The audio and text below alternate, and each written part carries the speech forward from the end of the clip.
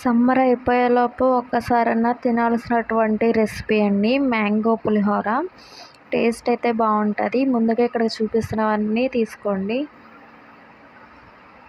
నేనైతే ఇక్కడ రైస్ కుక్కర్లో చేస్తున్నా. మీరు ప్యాన్ పెట్టి స్టవ్ మీదన్నా చేసుకోవచ్చు. ఒక 2 టేబుల్ స్పూన్ ఆయిల్ వేసి దాంట్లో కొద్దిగా పల్లీలు వేసి వేయించుకోవాలి.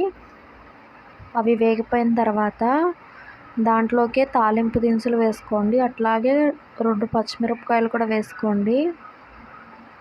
అవి కూడా వేగిన తర్వాత ఒక 4 ఎండుమిరపకాయలు, అట్లాగే కొంచెం కరివేపాకు, అట్లాగే కొద్దిగా పసుపు కూడా వేసుకోండి.